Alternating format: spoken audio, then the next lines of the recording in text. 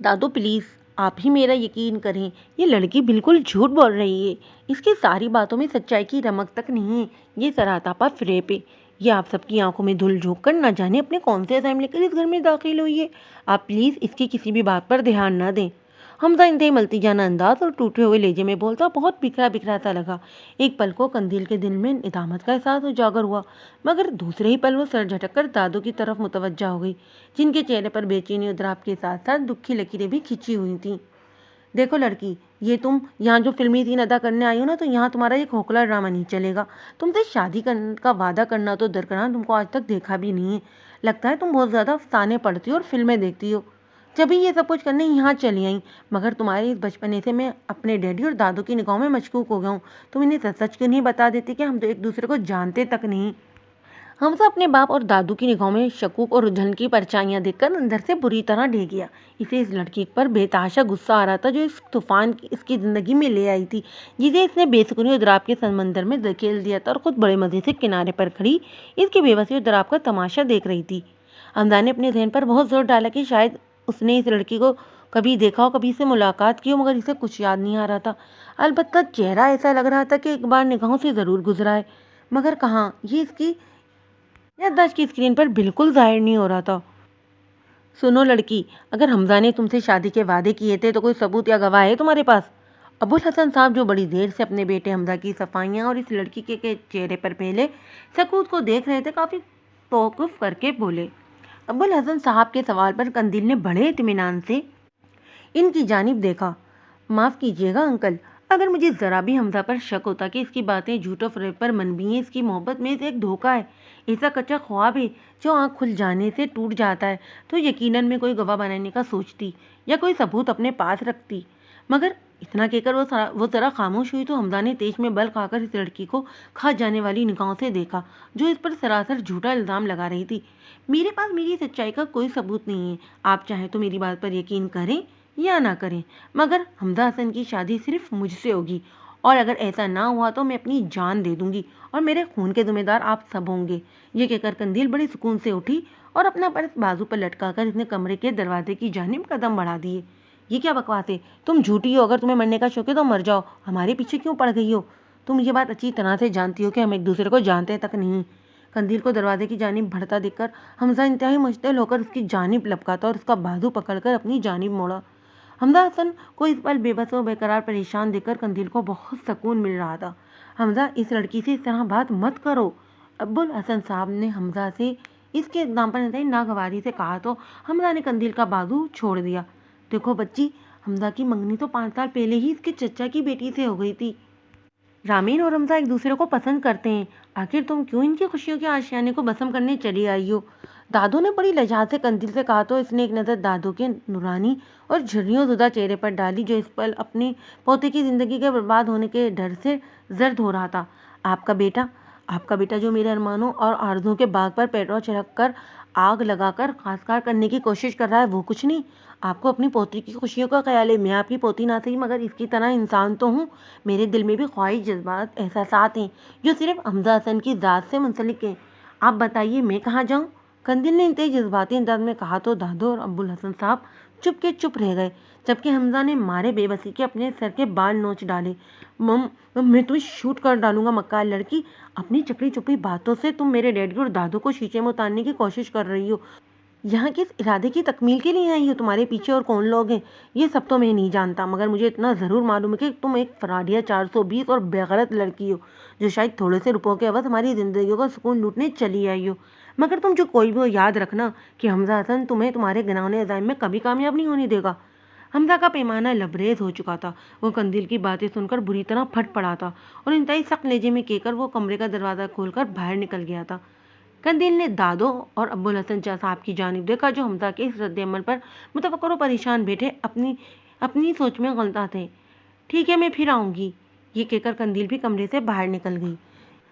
Ramen مسلسل بری طرح سے رو رہی تھی اور حمزہ اس کے سامنے بے بسی سے بیٹھا بس یہی سوچے جا رہا تھا کہ اس لڑکی کو کیسے خاموش کرائے جو اس کی زیکا نوان تھی، دل کی دھڑکن تھی۔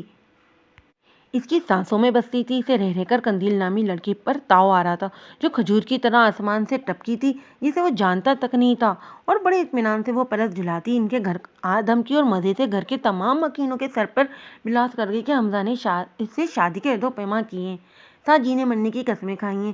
جہاں اس سچویشن سے حمزہ کے گھر والے پریشان تھے، وہاں رامین اس کی متاحت کے گھر والے بھی جو حواس باختہ تھے، جو حمزہ کی چچا زاد ہونے کے ساتھ ساتھ اس کے منگیتر بھی تھی، اور عنقریب وہ اتنے طویل انتظار کے بعد رشتہ ازواج میں منسلک ہونے ہی والے تھے کہ یہ دھماکہ ہو گیا تھا۔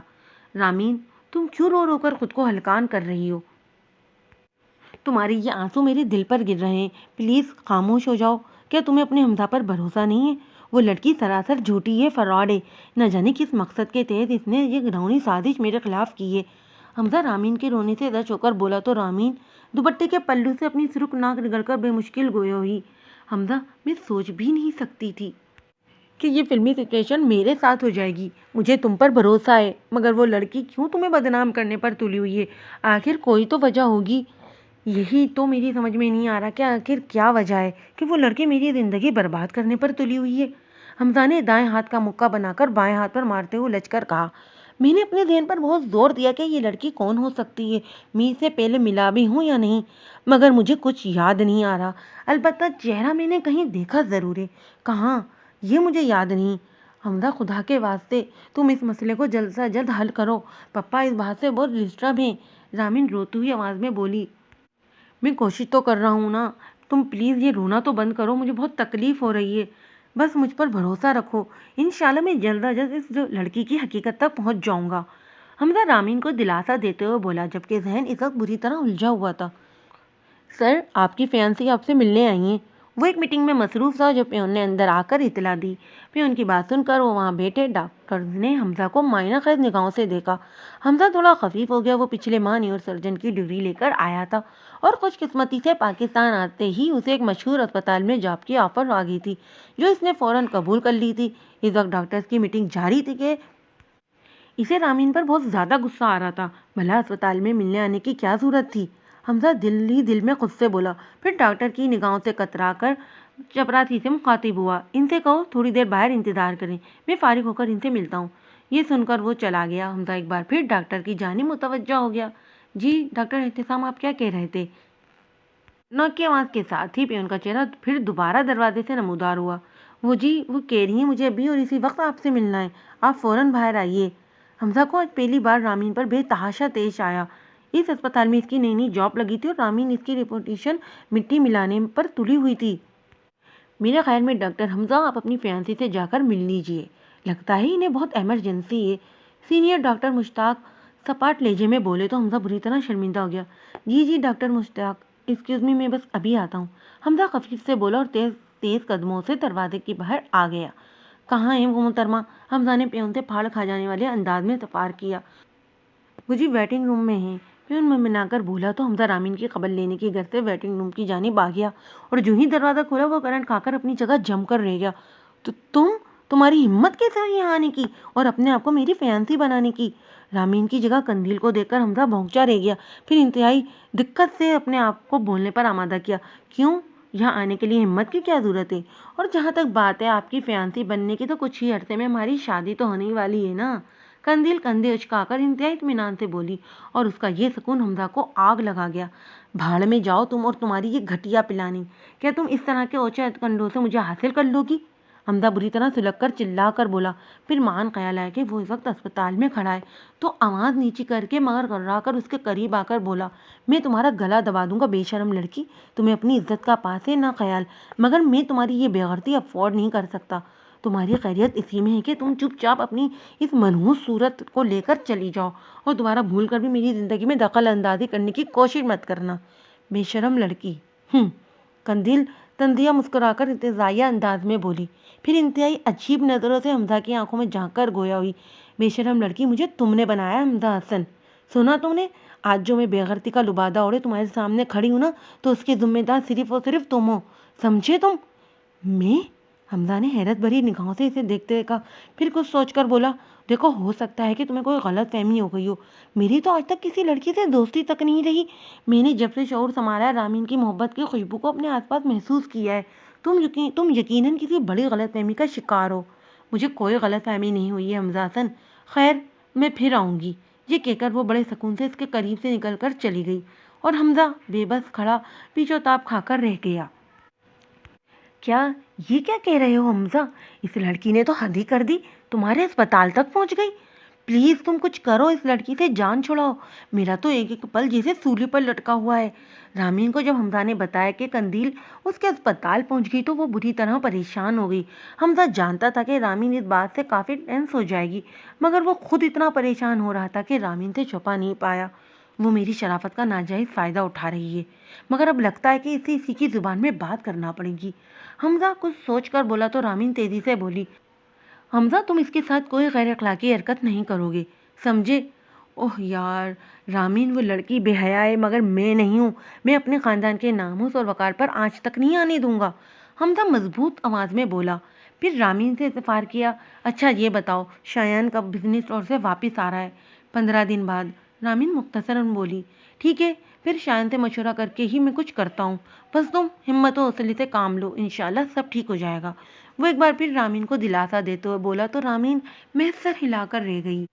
ایئرپورٹ کے لاؤنج میں رامین اور حمزہ انتہائی بے قراری سے بار بار دروازے کی جانب دیکھ رہے تھے۔ بالآخر شایان کا چہرہ نمودار ہوا تو دونوں کی جان میں جان آئی۔ شایان نے انہیں دیکھ کر دور سے ہاتھ ہلایا، جب وہ قریب آیا تو حمزہ شایان کے بازو پکڑ کر دانت پیس کر بولا، ارے واہ، کتنی دیر سے ہم تمہارا انتظار کر رہے ہیں، تم مزے سے گرما گرما ٹہلتے ہوئے آ رہے ہو۔ ارے بھائی کیا ہوا؟ شایان حمزہ کی بے چینی اور رامین کا اترا ہوا چہرہ دیکھ کر حیرت سے بولا، بھیا۔ رامی گلوگیر آواز میں صرف اتنا ہی کہہ سکی، رامی جانو کیا ہوا؟ اپنی عزیز جان بہن کو اداس دیکھ کر شایان کے ہاتھ پیر ہی پھول گئے۔ پلیز رامین خود پر کنٹرول کرو، دیکھو لوگ سب ہماری طرف دیکھ رہے ہیں۔ حمزہ اپنے اطراف میں کھڑے لوگوں کو دیکھ کر بولا جو اس کی طرف متوجہ ہو گئے تھے، شایان تم گاڑی میں آؤ، میں تمہیں پوری تفصیل بتاتا ہوں۔ ہاں چلو۔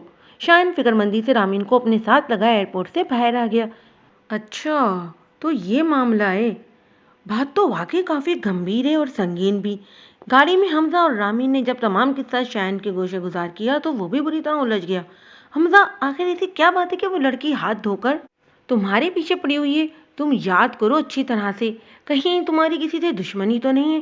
شایان نے حمزہ سے کہا تو وہ بری طرح بھڑک اٹھا، میرا اس وقت دل چاہ رہا ہے کہ میں یہ گاڑی کسی درخت سے مار دوں، پلیز ایسا کرنے سے پہلے مجھے اور رامین کو تو اتار دینا، پھر آرام سے تم اپنا یہ شوق پورا کر لینا۔ شایان مصنوعی گھبراہٹ سے بولا تو حمزہ نے اسے تائبی نگاہوں سے دیکھا، تمہیں مذاق سوجھ رہا ہے؟ اور یہاں میری زندگی کی خوشیاں خطرے میں پڑ گئی ہیں، گھر میں ڈیڈی اور دادو اپسیٹ ہیں، یہاں رامین پریشان ہے، وہاں اسپتال میں وہ لڑکی میری پوزیشن خراب کرنے پر تلی ہوئی ہے، میں کروں تو کیا کروں؟ اور بھیا پاپا کہہ رہے ہیں کہ جہاں رائی ہوتی ہے وہیں پہاڑ بنتا ہے۔ رامین نے بھی مداخلت کی تو حمزہ نے تیش کے عالم میں اپنے ہاتھوں کی مٹھیاں بیچ کر غصہ کنٹرول کرنے کی کوشش کی۔ لو اور سنو، اب چچا جان بھی مجھ سے بدگمان ہو رہے ہیں۔ حمزہ واقعی بے حد اپسیٹ تھا۔ شایان نے اس کے کندھے کو تھپک کر کہا، تم دونوں بالکل فکر مت کرو، اب میں آ گیا ہوں نا، اب میں نبٹتا ہوں اس لڑکی سے۔ ویسے ہے کیسی؟ شکل سے تو بہت بھولی بھالی لگتی ہے، مگر کرتوت، توبہ کرو توبہ۔ حمزہ چڑھ کر بولا، ٹھیک ہے، اب جب وہ لڑکی تمہارے گھر یا پھر اسپتال آئے تو مجھے بلا لینا۔ شایان نے کچھ سوچ کر کہا تو حمزہ نے ہلکا پھلکا ہو کر سر ہلا دیا۔ شایان واقعی اس کے تمام پرابلمز چٹکیوں میں حل کر دیا کرتا تھا، دونوں چچا اور تایا تھے، ان کے درمیان بہت گہری دوستی بھی تھی۔ حمزہ کی ماں کے انتقال کے بعد شایان اور رامین کی ماں نے اسے بہت پیار دیا تھا۔ شایان تو اسے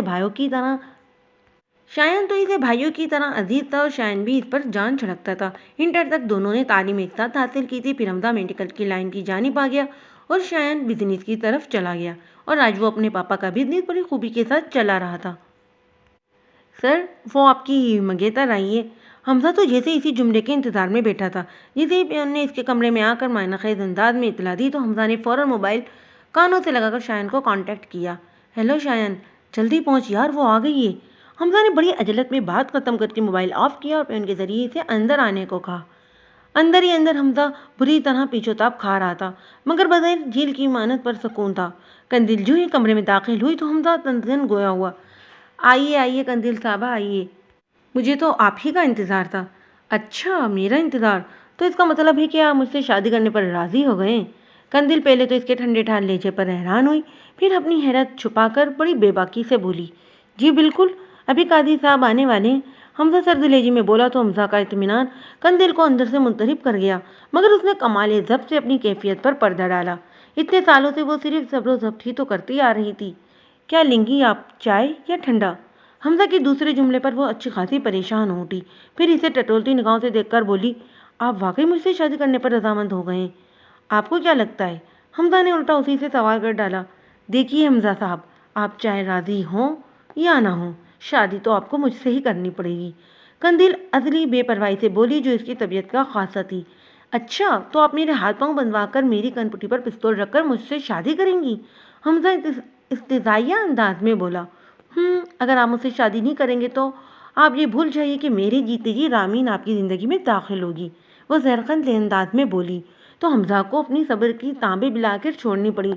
اور you shut up cheap girl, تم ہوتی کون ہو ایسا کرنے والی؟ میں تمہارا گلا دبا دوں گا، شوق سے دبا دیجیے، وہ اس کی آنکھوں میں آنکھیں ڈال کر بولی۔ تو حمزہ بخوبی سمجھ گیا کہ اس لڑکی کو نہ اپنی نفسانیت کے پندار کی پرواہ ہے اور نہ اپنی جان کی۔ یہ لڑکی واقعی اس کی زندگی تہوبالا کرنے آئی تھی۔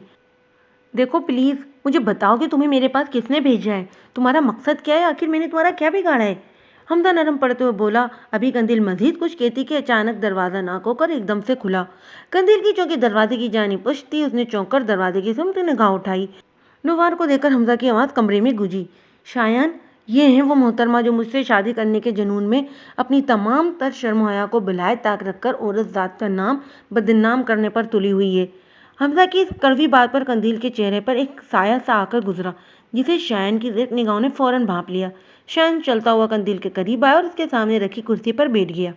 میرا نام شایان ہے، شایان حیدر، پیشے کے اعتبار سے میں بزنس مین ہوں، شایان نے سہولت سے کہا۔ تو قندیل اپنے مخصوص انداز میں بگڑ کر بولی، تو میں کیا کروں؟ اگر آپ شایان حیدر ہیں اور بزنس مین بھی ہیں تو میڈم آپ مجھے پسند کر لیں، یہ بیچارہ تو مگنی شدہ ہے اور کچھ عرصے میں شادی شدہ بھی ہو جائے گا، مگر میں بالکل کنوارا ہوں، شایان مزے سے بولا۔ تو قندیل ایک دم جلوس سی ہو گئی، جبکہ حمزہ کو شایان کے غیر سنجیدہ انداز پر غصہ آنے لگا۔ شایان حمزہ تم ذرا واٹ کا چکر لگا کر آؤ، شایان نے حمزہ کی بات درمیان میں قطع کر کے کہا۔ تو حمزہ نہ چاہتے ہوئے بھی کمرے سے باہر نکل گیا۔ اب بولیے مس قندیل، شایان قندیل کی طرف پوری طرح متوجہ ہو کر بولا۔ فیروزی اور پنک کلر کے کاٹن کے سوٹ میں سادہ سے بالوں کی چٹیاں بنائے وہ کہیں سے کوئی شاطر اور مکار لڑکی نہیں لگ رہی تھی۔ مجھے آپ سے کوئی بات نہیں کرنی، قندیل نے چڑھ کر کہا۔ تو شایان دو بدود بولا، مگر میں چاہتا ہوں کہ آپ مجھ سے بات کریں، کتنی خوبصورت آواز ہے آپ کی، جیسے جرنے بہہ رہے ہوں۔ بس کیجیے مسٹر، میں ان باتوں سے متاثر ہونے والی لڑکی نہیں ہوں۔ پھر کس قسم کی لڑکی ہیں آپ سے مطلب؟ تو پلیز مجھ سے مطلب رکھیے نا، آپ انتہائی چھچورے انسان ہیں، جیسا بھی ہوں اب صرف آپ کا بن کر رہوں گا۔ آپ، قندیل نے تل ملا کر اپنی شہادت کی انگلی اس کی جانب اٹھائی، مگر زبان تو جیسے دانتوں سے چپک کر رہ گئی تھی۔ بڑی بے بسی سے اس نے اپنی انگلی کو نیچے کیا۔ حمزہ کو بتا دیجیے گا کہ میں پھر آؤں گی، یہ کہہ کر قندیل انتہائی سرعت سے کمرے سے باہر نکل گئی، اور باہر کھڑا حمزہ پلر کی اور میں کھڑا قندیل کے باہر نکلنے کا ہی منتظر تھا۔ جیسے ہی وہ باہر نکلی، حمزہ گڑپ سے اندر آیا اور انتہائی بے تابی سے بولا، کیا ہوا، کیا کہا اس نے؟ میرے بھائی تھوڑا صبر سے کام لو، بس اب تم چین کی نیند سو، یہ لڑکی اس میدان کی کھلاڑی نہیں ہے، بہت آسانی سے یہ میرے قابو میں آ جائے گی، شایان حمزہ کے کندھے پر ہاتھ رکھ کر بولا۔ تو حمزہ نے اطمینان کی گہری سانس اندر کھینچ کر فضا میں خارج کی۔ کیا ہوا قندیل بیٹا؟ میں دیکھ رہی ہوں جب سے تم آفس سے آئی ہو کچھ کھوئی کھوئی سی اور پریشان سی ہو، سب خیریت تو ہے نا؟ اماں قندیل کو دیکھ کر گویا ہوئی تو وہ بے ساختہ چونکی۔ نہیں اماں، کوئی خاص بات نہیں، آفس میں تو چھوٹی موٹی پریشانیاں چلتی ہی رہتی ہیں، آپ پریشان مت ہو، میں تھوڑا تھک گئی ہوں، آرام کرنا چاہتی ہوں، یہ کہہ کر قندیل اپنے کمرے میں آ گئی اور جھلے پاؤں کی بلی کی مانند ادھر سے ادھر چکر لگانے لگی۔ اوہ میرے خدا، کیا کروں، وہ لڑکا کہاں سے کود پڑا، مگر جو بھی ہو میں اپنے مقصد میں ضرور کامیاب ہوں گی، قندیل خود سے بولی۔ ہیلو مس قندیل، کیسی ہیں آپ؟ وہ فائل پر جھکی اہم نکات نوٹ کر رہی تھی کہ اچانک اس کے قریب سے آواز ابھری۔ اس نے چونک کر سر اٹھایا تو سامنے کھڑے شخص کو دیکھ کر وردہ حیرت میں متبلا ہو گئی۔ آپ یہاں کیسے؟ وہ فقط اتنا ہی کہہ پائی۔ کیوں جناب، کیا ہم آپ سے ملنے نہیں آ سکتے؟ آپ بھی تو وقت بے وقت حمزہ کے گھر اس کے اسپتال میں چلی آتی ہیں، شایان اس کی گھبراہٹ سے محفوظ ہو کر بولا۔ تو قندیل نے اپنے آپ کو بے مشکل سنبھالا اور اس شخص کی جانب دیکھا جو اس کے سامنے بیٹھ چکا تھا، جس کی مقناطیسی آنکھیں اندر ہی اندر اسے پھسل کر دیا کرتی تھی۔ مسٹر شایان، اگر آپ یہ سوچ رہے ہیں کہ میرے آفس آ کر آپ مجھے ڈرانے دھمکانے کی کوشش کریں گی اور حمزہ کی زندگی سے دور جانے پر مجھے مجبور کر دیں گے نا، تو یہ سب آپ کی بھول ہے۔ ایسا کچھ نہیں ہوگا، سمجھے آپ؟ قندیل مضبوط انداز میں بولی تو شایان بڑے دل نشین انداز میں مسکرا کر بولا، پہلی بات تو یہ ہے کہ میں آپ کو ڈرانے دھمکانے یہاں ہرگز نہیں آیا، اور دوسری بات کا جواب یہ ہے کہ آپ کی حمزہ کی زندگی میں ہے ہی نہیں تو دور جانے کا کیا سوال؟ حمزہ کی زندگی میں صرف میری بہن رامین ہے۔ اوہ، تو آپ رامین کے بھائی ہیں؟ قندیل یہ سن کر تندریہ لہجے میں بولی، جی میں رامین کا بھائی ہوں، اور حمزہ صرف میرا کزن ہی نہیں میرا دوست بھی ہے۔ آپ کیوں اس کے پیچھے پڑی ہیں جبکہ اسے آپ سے کوئی دلچسپی بھی نہیں؟ آپ پلیز یہاں سے جائیے اور مجھے کام کرنے دیجیے، میں اپنے سوال کا جواب لے کر ہی جاؤں گا۔ میں آپ کو کچھ بھی بتانا ضروری نہیں سمجھتی، آپ کو بتانا ہوگا مس قندیل، آپ یہاں سے چلے جائیے، سوال ہی پیدا نہیں ہوتا میرا یہاں سے جانے کا۔ شایان کرسی پر مزید پھیل کر بیٹھ گیا۔ قندیل نے اسے تعجبی نگاہوں سے دیکھا، میرون رنگ کے شلوار سوٹ میں، ہمیشہ کی طرح سادہ سی چٹیا بنائے جس کے بل سے 2-3 لٹھیں نکل کر اس کے چہرے سے چھیڑخانی کر رہی تھیں۔ آنکھوں میں پراسرار سی خاموشی لیے یہ لڑکی اسے بہت خاص لگی۔ دیکھیے محترمہ، اگر آپ کے ساتھ کوئی پریشانی ہے تو مجھے بتائیے، میں اسے حل کرنے کی کوشش کروں گا، آپ مجھ پر بھروسہ کر سکتی ہیں۔ شایان اسے رسانیت سے سمجھاتے ہوئے بولا تو قندیل نے انتہائی ناگواری سے اس کی جانب دیکھا۔ کیوں، آپ نے کیا خدمت خلق کا ادارہ کھول رکھا ہوا ہے؟ مگر آپ یہ سن لیں کہ مجھے بھیک اور خیرات نہیں چاہیے۔ اور حمزہ سے آپ کیا مانگ رہی ہیں؟ وہ بھیک اور خیرات نہیں، وہ دو بدود بولا تو قندیل نے بڑی بے دردی سے اپنا نچلا ہونٹ کچل ڈالا۔ آنکھوں کی سطح پر ہلکی سی نمی اتری، مگر قندیل نے بڑی طرح سے اپنا سر نیچے جھکا لیا۔ شایان نے اس کی چمکدار سیدھی مانگ کو دیکھا اور اٹھ کھڑا ہوا۔ اینی ویز، ہماری جلد ہی ملاقات ہوگی۔ شایان کی آواز پر قندیل نے سر نہیں اٹھایا، وہ چند ثانیے سے دیکھتا رہا، پھر لمبے ڈگ بھر کر وہاں سے چلا گیا۔ اس کے جانے کے بعد قندیل نے نہ جانے کب سے رکی ہوئی سانس فضا میں خارج کی۔ شایان بڑے مزے سے رامین اور حمزہ کو آج کی رویداد سنا رہا تھا۔ یار واقعی تو کمال کا انسان ہے، وہ لڑکی کسی سے بھی نہیں ڈری اور تجھ سے گھبرا گئی۔ حمزہ اس کی تعریف کرتے ہوئے بولا تو شایان نے دل نشین انداز میں کہا، بس میرے یار، آگے آگے دیکھتے جاؤ ہوتا ہے کیا۔ ہاں بھیا، آپ اس لڑکی سے جلدی ہماری جان چھڑائیے۔ رامین نروٹھے انداز میں بولی، ارے میری بہنا، جب تک تیرا یہ بھائی زندہ ہے نا، تیری خوشی کو کوئی نظر نہیں لگا سکتا۔ شایان پیار بھرے لہجے میں بولا، یار اس لڑکی نے تجھے یہ نہیں بتایا وہ میرے پیچھے کیوں پڑی ہے؟ تم لوگ ذرا صبر سے کام لو، سب کچھ معلوم ہو جائے گا۔ بڑی شاطر اور گھنی لڑکی ہے۔ نہیں حمزہ، وہ لڑکی شاطر نہیں ہے، یہ تو میں بڑے دعوے سے کہہ سکتا ہوں۔ اچانک ذہن کے پردے پر قندیل کا چہرہ لہرایا تو شایان سوچ کر بولا، مگر یار ایک شریف اور باحیا لڑکی ایسی گھٹیا اور اوچھی حرکت بھی نہیں کر سکتی جو یہ لڑکی کر رہی ہے۔ ڈیڈی اور دادو کے پاس آ کر یہ کہنا کہ حمزہ نے میرے ساتھ وقت گزارا ہے، مجھ سے شادی کا وعدہ کیا ہے، اور بڑی بے باکی سے اسپتال میں آ کر میری فیانسی کہہ کر مجھ سے ملنا۔ حمزہ بدگمانی سے بولا، اس کے پیچھے کوئی نہ کوئی تو وجہ ضرور ہے جو اس نے اپنے دل میں چھپا رکھی ہے، وہ وجہ میں ضرور جان کر رہوں گا۔ شایان مضبوط انداز میں بولا۔ اندھیرے کمرے میں منہ پر تکیہ رکھے وہ جاگ رہی تھی یا سو گئی تھی، اماں کو یہ تو معلوم نہیں ہو سکا۔ انہوں نے کمرے کی بتیاں جلائیں تو پورا کمرہ روشنی سے منور ہو گیا۔ قندیل نے بے ساختہ کھٹکے کی آواز پر تکیہ منہ سے ہٹایا۔ قندیل بیٹا، مغرب کا وقت ہو چلا ہے، دونوں وقت جب ملتے ہیں تو سونا نہیں چاہیے۔ اماں نرم انداز میں بولتے ہوئے قندیل کے پاس آ کر بیٹھ گئی اور اس کے بالوں میں انگلیاں کرنے لگیں۔ بس اماں، تھوڑا سا سر میں درد تھا، اسی لیے کچھ دیر کو آنکھ لگ گئی۔ قندیل اماں کی گود میں مزید سر گھسیٹتے ہوئے بولی، اماں کو نہیں بتاؤ کہ کیا پریشانی ہے تجھے؟ اماں اسے پیار کرتے ہوئے بولی تو یکدم قندیل کی آنکھیں آنسوؤں سے ڈبڈبا گئیں۔ وہ بے ساختہ اماں کے سینے سے لگ کر پھوٹ پھوٹ کر رو دی۔ اماں سمجھ گئیں کہ ضرور کوئی بات ہے، ورنہ قندیل چھوٹی چھوٹی باتوں پر گھبرانے والی لڑکی تو ہرگز نہیں تھی۔ جب وہ اچھی طرح رو چکی تو خود ہی چپ ہو گئی۔ اچھا اب بتاؤ، کون سی بات ہے جس نے میری قندیل کو بجھا کر رکھ دیا ہے؟ اماں اس کے گالوں پر آنسوؤں کی لکیریں اپنے پلو سے صاف کرتے ہوئے گویا ہوئی تو چند ثانیے کے لیے قندیل خاموش رہی، پھر دھیرے سے بولی، اماں وہ مجھے مل گیا ہے جس کی تلاش میں سالوں سے کر رہی تھی۔ کون وہ؟ اماں ناسمجھی سے بولی، وہی جس کی بدولت آج میں بالکل تنہا رہ گئی ہوں، جس کی وجہ سے میں تباہ ہوئی، جس کی وجہ سے آج میں دھکے کھا رہی ہوں۔ کون؟ حمزہ؟ اماں اچنبھے سے بولی۔ قندیل نے محض سر ہلایا۔ بہت دیر تک اماں اس کی سمجھ میں نہیں آیا کہ وہ بولیں تو کیا بولیں۔ پھر کافی وقت گزرنے کے بعد وہ گویا ہوئی، پھر تم نے کیا سوچا ہے بیٹا؟ جس طرح سے اس نے میری خوشیوں کو، میرے چین و سکون کو چھینا ہے، اس طرح میں بھی اس کا سب کچھ چھین لوں گی۔ قندیل زہرخند لہجے میں بولی تو اماں پریشان ہو گئی۔ مگر بیٹا، اماں پلیز، اس نے اماں کی بات درمیان میں قطع کی، میں اس موضوع پر کوئی بات نہیں کرنا چاہتی۔ وہ قطع سے کہتی اٹھ کھڑی ہوئی، جبکہ اماں سوچوں کے سمندر میں ڈوب گئیں۔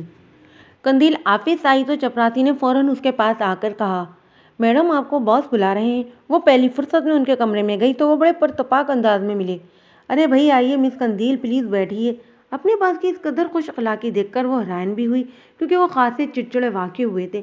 بات دراصل یہ ہے مس قندیل کہ میرے دوست کے بیٹے کی کمپنی میں اکاؤنٹ مینیجر کی پوسٹ خالی ہے۔ انہوں نے کہا کہ کوئی محنتی اور دیانتدار انسان چاہیے تو مجھے تمہارا خیال آ گیا۔ وہاں تمہاری سیلری بھی ڈبل ہوگی اور دیگر مراحت بھی ملیں گی۔ باس کی بات سن کر قندیل کو اپنی خوش نصیبی پر یقین ہی نہیں آیا۔ واقعی سر، وہ لوگ مجھے اکاؤنٹ مینیجر کی پوسٹ دے رہے ہیں؟ قندیل فرتے جذبات میں گھیر کر بولی، ہاں بھائی بالکل دے رہے ہیں۔ میں شاکر سے کہہ کر تمہارے تمام ڈیوز کلیئر کروا دیتا ہوں۔ تم کل ہی وہاں جوائن کر لو، میں تمہیں ایڈریس دے دیتا ہوں۔ قندیل نے خوشی سے لبریز لہجے میں کہا، thank you sir, thank you so much. Hamza نے دادو اور ڈیڈی کی منت سماجت کر کے شادی کی تاریخ لینے رامین کے گھر بھیج دیا تھا اور وہاں شایان نے اپنے والدین کو خوب سمجھا بجھا دیا تھا کہ ایک اجنبی اور جھوٹی لڑکی کی باتوں میں آ کر آپ کیوں دونوں کی زندگیاں برباد کر رہے ہیں۔ بالآخر اگلے چاند کی پہلی تاریخ کو شادی کا دن ٹھہر گیا۔ رامین اور حمزہ بہت خوش تھے مگر دل میں ایک خوف تھا کہ قندیل کہیں کوئی ہنگامہ کھڑا نہ کر دے۔ آج موسم صبح سے ہی خوشگوار تھا۔ قندیل کو نئی کمپنی جوائن کیے ایک ہفتہ ہو گیا تھا۔ وہ وہاں کے ماحول سے کافی مطمئن تھی اور اپنا کام بھی دلجمی کے ساتھ کر رہی تھی۔ آفس سے واپسی پر وہ تاریخ روڈ اتر گئی۔ اسے اماں اور اپنے لیے کچھ کپڑے لینے تھے۔ ہلکی پھلکی بوندا باندی اور صبح ہوا نے قندیل کی طبیعت پر اچھا اثر ڈالا تھا۔ وہ مگن سی ایک دکان میں داخل ہو گئی اور دکاندار سے کاٹن کے مختلف پرنٹس نکلوانے لگی۔ یوں ہی دیکھتے دیکھتے اس کی نگاہ سامنے گئی تو جیولر کی دکان میں حمزہ اور رامین کو انتہائی خوشگوار انداز میں داخل ہوتے دیکھا۔ حمزہ کو خوش دیکھ کر تو اس کے تن بدن میں آگ ہی لگ گئی۔ وہ کپڑا وہیں چھوڑ کر جیولر کی دکان میں آ گئی۔ اندر داخل ہوئی تو دونوں اسے سامنے شوکیس میں زیور دیکھتے نظر آ گئے۔ رامین، منہ دکھائی میں کیا لوگی تم؟ خود ہی پسند کر لو۔ حمزہ کی پیار بھری آواز قندیل کے کان سے ٹکرائی تو وہ چند قدم اور آگے بڑھی۔ اب وہ ان کی بالکل پشت پر کھڑی تھی۔ اوہ، تو شادی کی تیاریاں ہو رہی ہیں۔ قندیل کی زیرخند آواز پر دونوں نے بے وقت مڑ کر دیکھا۔ قندیل کو سامنے پا کر دونوں کے چہرے جو کچھ دیر پہلے روشنیاں بکھیر رہے تھے ایک دم بجھ گئے۔ تم یہاں بھی نازل ہو گئی؟ حمزہ دانت پیس کر بولا، تم چاہے کچھ بھی کر لو حمزہ حسن، میں یہ شادی ہرگز نہیں ہونے دوں گی۔ تم ہوتی کون ہو اس شادی کو روکنے والی؟ حمزہ کی شادی ہوگی تو صرف میری بہن رامین سے۔ عقب سے شایان کی غزیلی آواز ابھری۔ وہ گاڑی کو پارک کرنے گیا تھا اس لیے ان لوگوں سے ذرا پیچھے رہ گیا تھا۔ قندیل نے مڑ کر شایان کو دیکھا۔ وہ آج پہلی بار اسے غصے میں دیکھ رہی تھی۔ جب میری شادی حمزہ سے ہو جائے گی تو آپ کو بھی معلوم ہو جائے گا کہ میں کون ہوتی ہوں۔ قندیل شایان کو خاطر میں لائے بغیر رامین کو دیکھتے ہوئے بولی، جس کا چہرہ لٹھے کی مان سفید ہو گیا تھا، اور رامین کی یہ حالت شایان کو مزید اشتعال دلانے کے لیے کافی تھی۔ حمزہ، رامین، تم آرام سے شاپنگ کرو، میں اس لڑکی سے نبٹتا ہوں۔ یہ کہہ کر شایان نے اس کی کلائی پکڑی اور زبردستی باہر لیا۔ چھوڑو جنگلی انسان۔ ہاتھ میں پڑی کانچ کی چوڑیاں ٹوٹ کر قندیل کی کلائی میں پیست ہو گئیں۔ گھبراہٹ اور تکلیف میں قندیل چلا کر بولی، مگر شایان نے جیسے کانوں میں تیل ڈال رکھا تھا۔ وہ ہنوز اسے گھسٹتا ہوا پارکنگ تک لے آیا۔ ارد گرد گزرتے راہگیر بھی یہ تماشا دیکھتے رک گئے، مگر آج کل کے حالات کے پیش نظر کسی کی ہمت ہی نہ کہ وہ شایان سے قندیل کا ہاتھ چھڑواتا۔ شایان نے اسے پر سیٹ پر دھکیلا۔ اس سے پہلے کہ وہ اترتی، شایان تیزی سے ڈرائیونگ سیٹ پر آ کر بیٹھا اور اس کا ہاتھ مضبوطی سے تھام کر گاڑی اسٹارٹ کر دی۔ کہاں لے جا رہے ہو تم مجھے؟ روکو گاڑی، وہ چلا کر بولی، مگر شایان انتہائی رش ڈرائیونگ کر رہا تھا۔ قندیل نے کافی ہاتھ پیر چلائے شایان کے جنگل سے آزاد ہونے کے لیے، مگر وہ کامیاب نہیں ہو سکی۔ گاڑی اب اس شہر سے نکل کر سنسان جگہ پر آ گئی تھی۔ پھر فلیٹوں کا نہ ختم ہونے والا سلسلہ شروع ہو گیا تھا۔ یہ شاید کوئی نیا علاقہ تھا۔ ایک فلیٹ کے کمپاؤنڈ میں آ کر شایان نے گاڑی روکی اور پھر دوسری جانب کا دروازہ کھول کر اسے ایک بار پھر گھسٹتا ہوا فلیٹ کے اندر لے آیا۔ فرسٹ فلور پر بنے ایک فلیٹ کے دروازے پر اس نے دستک دی تو ایک لڑکا نمودار ہوا۔ ارے شایان تم؟ پھر جب اس کی نظر قندیل پر پڑی تو خاموشی سے راستے سے ہٹ گیا۔ شایان اسے کھینچتا ہوا کمرے میں لایا اور بستر پر دھکیل دیا اور باہر جا کر دروازہ لاک کر دیا۔ شایان نے یہ سب اتنا افراتفری میں کیا کہ قندیل کے حواس بری طرح جاتے رہے۔ اس نے بری طرح دروازہ پیٹ ڈالا، مگر جواب نہ ملا۔ تقریباً 1 گھنٹے بعد شایان اندر داخل ہوا۔ اس کے چہرے کا پتریلا پن اور نیچے ہونٹ قندیل کو سماہٹ دے رہے تھے۔ قاضی صاحب اور گواہ کا بندوبست ہو گیا ہے۔ اگر سیدھی طرح سے نکاح نامے پر سائن نہیں کیے تو تمہاری اماں کل کا سورج نہیں دیکھیں گی، انتہائی سنگ دلانہ انداز میں کہہ کر شایان یہ جا وہ جا، جبکہ قندیل بھونچا کھڑی رہ گئی۔ اور پھر 15 منٹ بعد ہی وہ قندیل سے قندیل شایان بن گئی۔ اپنی بے بسی پر اور شایان کے اس ظلم پر وہ پتھر کی ہو گئی۔ شایان جب دوبارہ کمرے میں آیا تو انتہائی تمسخرانہ انداز میں اسے دیکھ کر بولا، اب کرو تم حمزہ سے شادی، اب دیکھتا ہوں میں کہ تم کس طرح رامین اور حمزہ کی شادی رکواتی ہو۔ شایان کے زہر میں بجھے الفاظ نے بھی قندیل کے سخت و صامت وجود پر کوئی اثر نہ ڈالا۔ شائن کا خیال تھا کہ وہ چیخے گی، چلائے گی، بعید کہ اپنے ناخنوں سے بھی اس پر حملہ کر دے، مگر ایسا نہیں ہوا۔ جب کافی دیر یوں ہی ہو گزر گئی تو شائن کی آواز گونجی، گھر چلنا ہے یا پھر؟ اس نے معنی خیز انداز میں اپنی بات کو ادھورا چھوڑا۔ اس پل قندیل بری طرح چونکی اس نے خالی خالی نگاہوں سے شائن کو دیکھا تو شائن اٹھ کھڑا ہوا۔ آؤ تمہیں گھر چھوڑ دوں، یہ کہہ کر وہ دوبارہ باہر نکل آیا اور قندیل کا انتظار کرنے لگا۔ اس کا دوست انہیں تنہائی فراہم کرنے کے لیے باہر چلا گیا تھا، جس کی بیوی آج کل اپنے میکے لاہور آئی گئی ہوئی تھی۔ 15 منٹ گزر چکے تھے مگر قندیل باہر نہیں آئی تھی۔ وہ ابھی سوچ ہی رہا تھا کہ اندر جائے کہ ایک دم چھن سے کسی چیز کے ٹوٹنے کی آواز آئی۔ وہ تیزی سے اندر کی جانب لپکا تو قندیل نے شو پیس میں سے ڈریسنگ کے آئینے کو توڑا اور آئینے کا ٹکڑا اپنی کلائی میں پھرنا ہی چاہتی تھی کہ شائن چیتے کی تیزی سے قندیل پر جھپٹا اور کانچ اس کے ہاتھ سے لے کر ایک زوردار تھپڑ رسید کیا۔ قندیل تھپڑ کی تاب نہ لا کر صوفے پر جا گری۔ تم پاگل تو نہیں ہو گئی؟ اپنی جان لینے چلی تھی؟ شائن نے بپر کے اس کے دونوں بازوں کو جھنجھوڑا تو قندیل گویا بلاسٹ ہو گئی۔ ہاں ہاں، جان لے رہی تھی تاکہ تم لوگوں سکون سے رہ سکو، رامین اور حمزہ کا گھر بس جائے، تمہیں اطمینان مل جائے، اور مجھے کیا سکون نہیں چاہیے؟ پھولوں کی ریگٹ کیا صرف تم لوگوں کے لیے؟ میرے دامن میں کیا صرف کانٹے ہیں؟ غم کے کانٹے، بے سکونی ادراپ کے کانٹے، جدائی کے کانٹے، بدنامی کے کانٹے اور بے حیائی بے شرمی کے کانٹے۔ بولو، جواب دو، کیا اس زندگی کی خوشیوں پر میرا کوئی حق نہیں ہے؟ بولتے بولتے قندیل کا سانس پوری طرح چلنے لگا۔ شائن چپ چپ کھڑا اسے دیکھے گیا جو اسے اس وقت بالکل بھی نارمل نہیں لگ رہی تھی۔ پھر ایک دم وہ یوں خاموش ہوئی جیسے چابی کے کھلونے کی چابی ختم ہو جائے۔ اس نے اپنے کپڑے درست کیے اور زمین پر پڑا دوپٹہ اٹھا کر اوڑھا، پھر سپاٹ لہجے میں بولی، چلو، مجھے گھر چلنا ہے۔ وہ گرتی پڑتی جیسے تیسے اپنے گھر میں داخل ہوئی تو اماں اس کی اس قدر درگو حالت دیکھ کر تھک سے رہ گئیں۔ قندیل، میری بچی، کیا ہوا؟ اماں، گڑیا ایک بار پھر ٹوٹ گئی، چکنا چور ہو گئی، ریزہ ریزہ ہو گئی۔